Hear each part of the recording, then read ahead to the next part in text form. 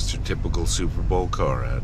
Yup! But it's a Tide ad. The internet is not something that you just dump something on. The internet is not a big truck. The internet is a series of tubes. I'd like to begin this video with an apology. I understand that I've been gone for a while. I was making an incredibly long video that no one cared about. As I've been away for quite a long amount of time, a lot of stuff has happened in the YouTube sphere. A lot of stuff I don't care. A lot of stuff I care deeply about and I'm incredibly invested in. So let's begin. So as you all know, if you watched last episode of iCarly, Logan Paul went into a forest, acted very disrespectful, very stupid. He is Ooga Booga Balding Caveman. And this created a giant rift on the internet. You were either a hardcore Loganger supporting Logan and his cause, or you were everyone else. And when I mean everyone else, I mean you were probably above the age of 10.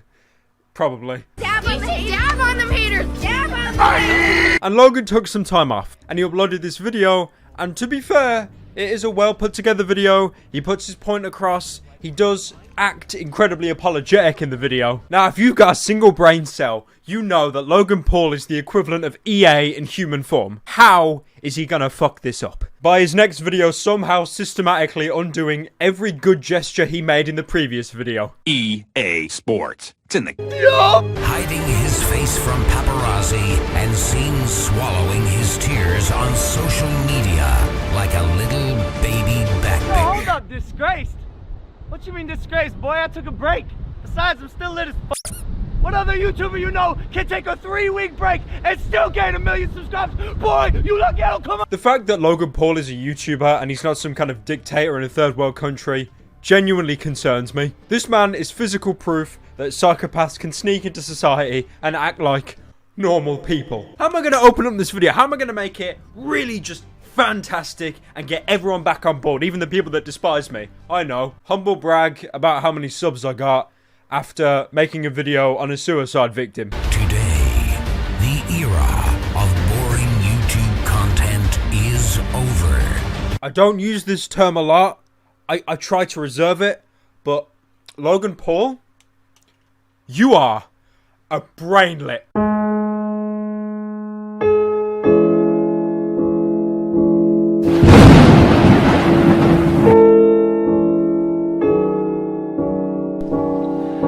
Severe and continuous lapse in my judgment. And if that doesn't sound bad enough to you, he dedicates the rest of the video to just talking about his merch non-stop. On fire, bro. This is a sexy outfit. Are you really starting your first vlog back with a merch vlog? Because as you guys know, YouTube cut my AdSense in half. Thanks, YouTube. Love ya. Well, it's ironic he's saying that, because after he uploaded this video, YouTube disabled all monetization on his channel. Nice going, Logan. So, I am going to need you guys to buy all my merch, Maverick merch, of course, so I don't lose my house. You know it, LoganPaul.com/shop. Blue joggers, the black do it different shirt. Got new leggings for girls. Lydia's wearing them right now. I'm wearing them too, though, guys. Trust me, they're really sexy. Did I ever tell you the definition of insanity? Also, let's not forget the fact that Logan reused the suicide forest tags in this video, hoping it'd get more views. Right, I want to wrap up the section on Logan, because I really don't care at this point, as many of you probably don't, but if you put him in the title, you get views. But a few days after he made that awareness video, a very serious themed video, as I mentioned prior, he then tweeted this: swallowing one Tide Pod per retweet. It's a Tide ad. Right, next story we got up, KSI versus Joe Weller. Or as I like to personally call them, the ghost of Comedy Shorts Gamer and the human thumb from Spy Kids 2.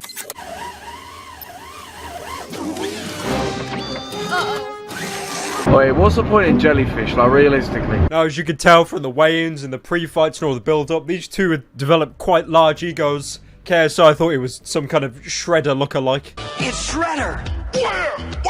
And of course, Joe Weller went around trying to disprove that he was actually the human thumb from Spy Kids 2.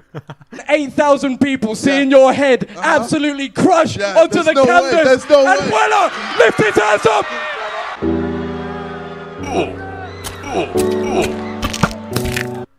I'm not a fucking human thumb, mate! I'm not. Before the main fight actually happened, there was some undercard fights, which is essentially when two lesser people are pitted against each other. I'm fucking calling you out. I'm gonna fucking fight you. And then the actual fight happened. KSI versus Joe Weller. Coke versus Pepsi. Two worlds collide. And how did it go?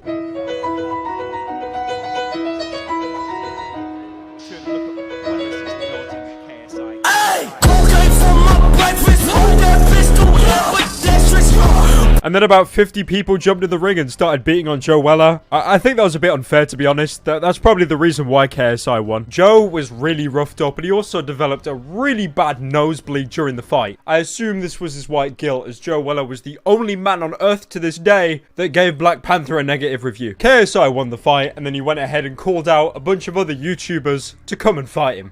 Jake Paul, Logan Paul, any of the Pauls, I don't care. Bring it. Same, yo, if any celebrity wants it, yo, where's Rio? Are you sure you want that? Are you sure? I asked my dad to send me a video how he feels about the whole KSI situation. KFC? It is KSI. Kentucky Fried Chicken. Okay. His excuse is gonna be like, oh, 50K isn't that much to me. Dog, your Lambo's leased.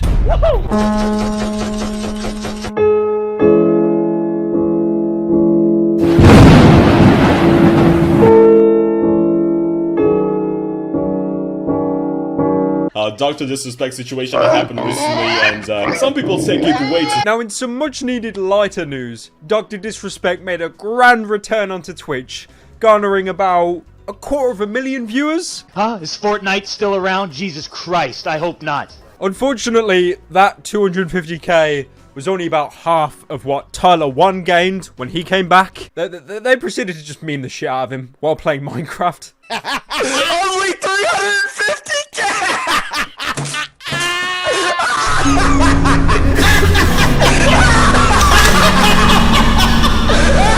I don't know why they were playing Minecraft when they did it. You think they'd be more mature. The main reason I'm bringing up Dr. Disrespect is while watching his comeback stream, he reached into a briefcase.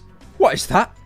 Is that G Fuel? Now, I love G Fuel as much as the next crack addict, but the problem with it is, it's been labelled to have some quite heavy cancer-causing chemicals. Apparently, G Fuel contains lead. Now, I want to keep this show family-friendly, but I do think in the near future, G Fuel is going to become a Class A illegal drug, up there with cocaine and G Fuel coconut. Guys, I don't like coconut at all, so don't be surprised if I don't like this. If you want to experience what it's like to drink 75 cups of coffee in one go and be plagued with anxiety, that'd be a great drink for you. And it also has lead now.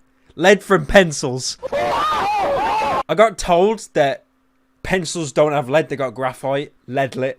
Fucking leadlets. I don't really care if you cry. And the last story for today, we have Susan Wojcicki. Now, I'm not going to rip her a new one. Don't worry.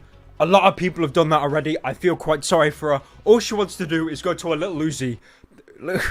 What the fuck? The one night I planned to go to a concert and it was cancelled. Hashtag Little Uzi Vert. Susan made a post. I've been listening closely to your thoughts and ideas this past year, so wanted to share my priorities for creators in 2018. In short, the thread basically goes on to say how they're going to try and communicate with YouTubers or just content creators better, which would be nice, because the one problem with YouTube is the lack of clarity and transparency. Are those the same? Is that the same word? I don't give a shit. Because as we all know, YouTube is this amazing platform. You can upload literally anything you want, except stuff you want to make. So it is nice that Susan is promising some kind of clarity, because there are so many things wrong with YouTube at the moment. As you all know, you've got the limited ads. This fucking thing has crippled, like, so many YouTubers out there, including myself. I'm sure you've heard all this a million times, so I'm going to cut myself short, but there is a lot of problems with YouTube at the moment, and they need to be fixed. Now, Susan is making it really evident here, or promising, that these are going to be fixed and there will be clear communication and contact. I pray that's a thing. I really hope so. But obviously, until we see any results, you can't believe Susan. She's probably still jamming it out at Little Uzi. Little Uzi. Alright, so the second day in the clout house. Is Is that a minion? Anyways, bros, I hope you all enjoyed the video. Massive bro fist from me, PewDiePie. If you enjoyed the video, leave a like. You can even subscribe. And I've also got a PO box right here where you can write me many letters and I will read none of them. Also, I've been memeing this a lot during the video, but to the few people that are still here, please, if you've got the time, go back and watch the previous video to this one, the condemned review, because I put so much time and effort into this video and it has just been completely underappreciated, and I can't really feel sorry for myself for it. It kind of is my fault. I made an incredibly long video. People just don't have that much time nowadays. And the game was never really trending, but that was the whole point of it, to hopefully give it some attention. Also, regarding this video, massive thanks to Shammy for helping me come up with the subtitle for it. A good video. He also helped me create Asot. He owns my channel, alright? He co-owns my channel. So if you've got some time, please go ahead and watch that video. It would mean a lot to me. And make sure you watch all the ads. Please, every single one.